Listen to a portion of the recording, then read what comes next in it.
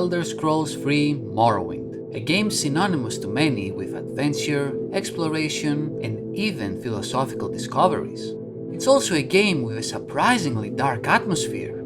The Red Mountain looming in the distance, the corpus-ridden monstrosities plaguing the land, and the eeriness of the ancestral tombs guarded by the spirits of the dead. Of all the entries in the Elder Scrolls series, it's undoubtedly the most bleak and mysterious. And then there are the stories, the urban legends, and of course the creepypastas. Everyone familiar with that side of the internet should already be aware of the famous jvk1166z.esp creepypasta. It was a story about the strange Morrowind mod that changed various aspects of the game's world, adding new areas and introducing dark secrets that drove people insane in their effort to uncover them. It's a fascinating story and probably one of the best creepypastas I've ever read. But it's just that, a creepypasta, a fake tale. The mod doesn't really exist. Well, that may be so, but that doesn't mean there weren't any attempts to recreate the legend. A few years ago there was a video by a Russian YouTuber named Honest Games, which was gameplay footage of the infamous mod. There was also a download link in the description. Could it be real? Well, the mod was real, it wasn't a virus or anything like that, but it was a big April Fool's joke with an unsatisfying conclusion. YouTuber Kingcraft made a video about it if you wanna check it out. Thankfully, a few more attempts have been made to resurrect the story and turn the original mod into a more faithful and foreboding experience. Today, I'll be exploring a mod named jvk1166z.esp, the Haunted Morrowind Mod, essentially an updated version of the original by Honest Games, with various fixes, translations, and additional features provided by other mods. As of now, it's the most faithful adaptation of the creepypasta, so sit back, relax, and enjoy the journey into the unknown. Like every Morrowind playthrough, the adventure begins with a dream.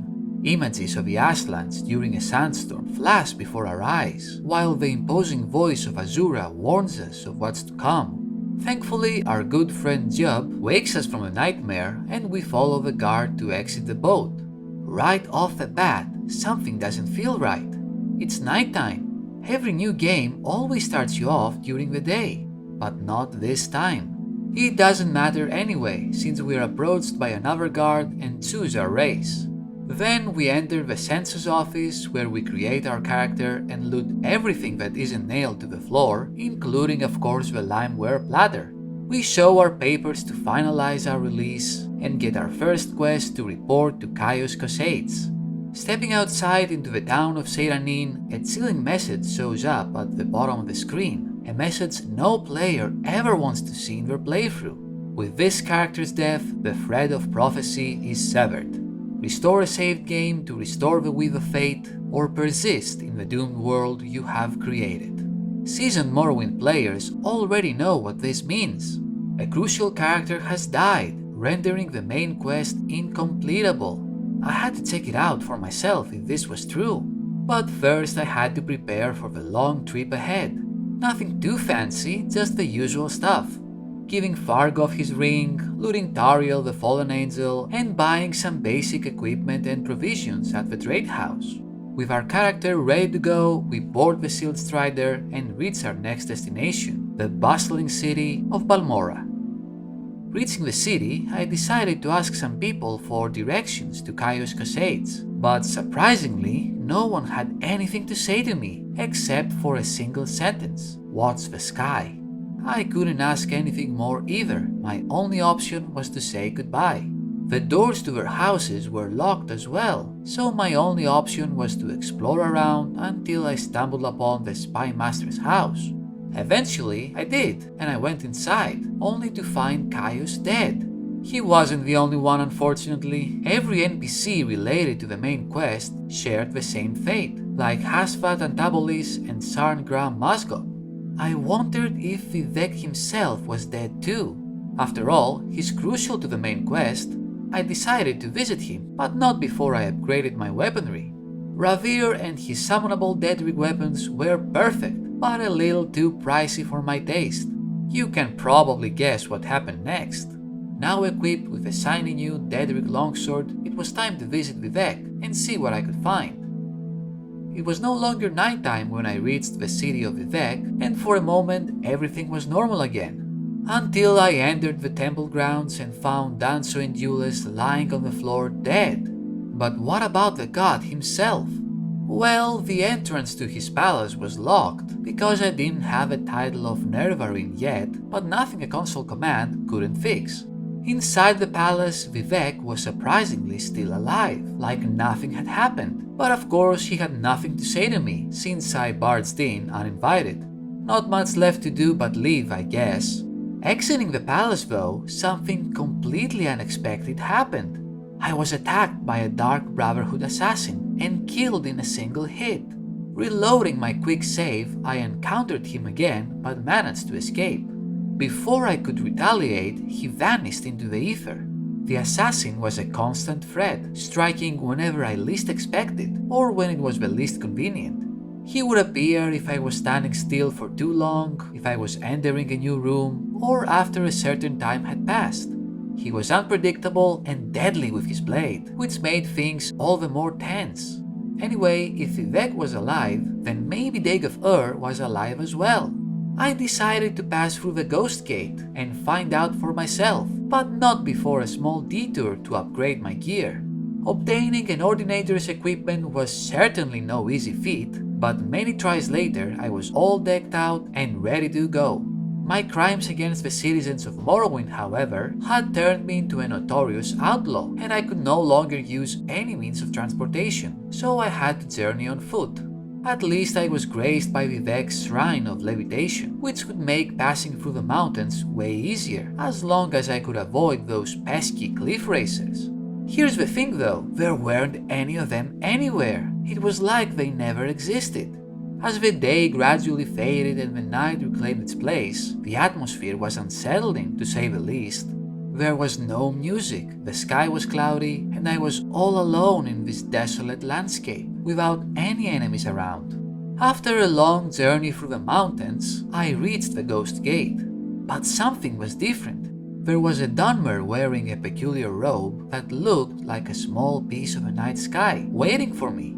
His name was Tieras, and he greeted me with the all too familiar phrase, "What's the sky?" But I could inquire about the sky this time. Upon clicking on the word, he had this to say to me: "Do you feel it? Something has changed. The world is dying. Salvation lies within the secrets of the ancients. Find the Citadel." On my journal there was now a new entry, simply saying, "Discover the secrets of the ancients." Who were those ancients and what secrets could they possibly hold? Maybe Tierras was talking about the Dwemer? And what about that Citadel? Where on earth could it possibly be located? Maybe the map held some clue to its whereabouts. Indeed, upon closer examination, there was a small island in the middle of the sea. Worth a shot, I suppose. The expedition was long and tedious, trudging along the barren cliffs and forests. The depressing weather didn't help things either. Reaching the edge of the island, I popped a scroll of Icarian flight and jumped into the ocean. Eventually, I reached a small island surrounded by mud crabs. They didn't seem too hostile, so I let them be. Searching around, I found a small cavern with a door leading to the first level of the Citadel. It was time to venture inside and discover the secrets of the ancients. The Citadel consisted of 7 different levels. The first 5 were incredibly difficult and required a lot of skill and preparation. The first level was a maze of underground tunnels and caves, filled to the brim with various diseased creatures, such as rats, kaguri, and nixhounds. They were not too difficult, but they could overwhelm you very quickly and destroy your health bar in a few seconds. After quite a few attempts, I reached the exit, which was a large cave with stalagmites and mummies hunched over. They didn't have any significant loot, but they were creepy nonetheless. The second level was by far the most frustrating, because it was an ancestral tomb full of the worst enemies Morrowind had to offer. Skeletons, bone lords, ancestral ghosts, and of course bone walkers. As soon as I entered, they simply surrounded me and damaged my strength to 0, making me incapable of moving or attacking efficiently. Without any magic resistance or an obscene number of potions, that place was impossible. I tried navigating through the narrow corridors, going deeper and deeper into the tomb, but in the end I encountered a challenge far too great for my character. A Dremora and a Daedroth were waiting for me, and they killed me over and over. I could ignore them and move on to the next level, but there was an onslaught of enemies on the other side, ready to tear me apart. This was pretty much a roadblock for me, so I opted for a different solution, using my overpowered level 40 Breton character. His stats were maxed out, and he was equipped with the best enchanted gear. With him, I breezed through the first and second levels, managing to reach the third one without any problems. The third level was a linear Daedric ruin, full of, you guessed it, Daedra of all kinds. Atronachs, Golden Saints, Ogrims, everyone wanted a piece of me. But I disposed of them with ease and went deeper into the long underground corridor, which led to the 4th level, an old Dwemer ruin. Here I was attacked by a variety of centurions and spiders, and Dwemer specters as well.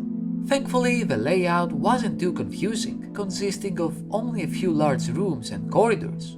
Thus, I reached the 5th level, the final loop, which was the same as the 4th level, only everything was darker and enveloped in a thick layer of steam and fog. Yeah, the layout was the same, the enemy spawns were the same, nothing of note here unfortunately. But after that, things got a lot more interesting, with a level named Portraits Room. The room resembled a Vivek canton, but the buildings were empty inside and the doors didn't work properly. The highlight of the room was the portraits themselves though. Strange pictures floating in the air, following my character's every move. At the end of the room, there was a large door leading to the Citadel's final level, the Room of Desires. The door was locked and could not be unlocked by any means. I tried using spells, I tried using the console, but nothing. The only thing left to do was wait. And I waited. I waited for a long time. I waited until the game reached the 444th day. The door was finally unlocked. Could it be? Was I really about to discover the secrets held inside this mod? Well, entering inside, it was actually the Corpusarium cave, featuring everyone's favorite Dwemer, Yagrum Bagarn.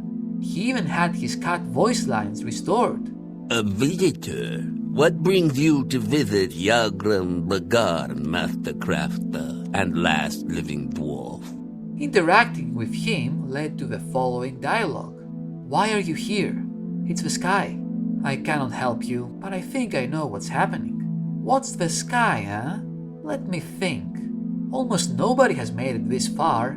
The door will open soon, you just have to wait a little while longer. You'll know when it's time. You may be the first to discover what's inside. After saying goodbye, there was nothing else to do. The cave was blocked off without an exit. Killing Yagrum didn't do anything special, besides once again severing the thread of prophecy. My character was pretty much stuck in limbo for the rest of his existence. And that was jvk1166z.esp, the Haunted Morrowind Mod. A great horror experience, but how faithful was it to the creepypasta? The mod follows the original story's plot quite accurately, but the more advanced functionalities have been omitted here. You don't have to use DOSBox to load the mod, and you can still use all the menu functions and the console. The assassin always insta-kills you whenever he appears, instead of slowly draining your health, and the citizens, besides saying "What's the sky?", don't do anything different in regards to how much time in the game has passed. According to the creepypasta, in the Portraits room, the mod should display whatever picture you have in your My Pictures folder. Sadly, that functionality doesn't exist here, and the images shown came pre-packaged with the mod, which are the same pictures Honest Games used for his video. Finally, in the story, it was never clear how much time was needed to pass to unlock the Room of Desires. Therefore, the choice of the 444th day was arbitrary. But this is just nitpicking. I really enjoyed the mod and its portrayal of the creepypasta. If you want to try this out for yourselves, you'll need Morrowind and all of its expansions, and open Morrowind to apply the necessary fixes and improvements without too much hassle. After that, you just download the mod from Nexus Mods, copy the files to your game's data folder, activate the mod, and you're all set. Worth noting is that I used the sky texture from the mod jvk1166z.esp Resurrected. It looked more visually interesting. Anyway, a great mod for a great creepypasta. Hopefully one day we'll get a complete overhaul that recreates the story in its entirety. But until then, that's all I had to say about jvk1166z.esp. Thank you very much for watching, I hope you enjoyed it. Leave a like if you did, comment your thoughts below, and subscribe for more stuff. You know how it goes. You can also support me on Patreon for early access to my videos and other perks. Have a great day, and until next time, take care and have fun.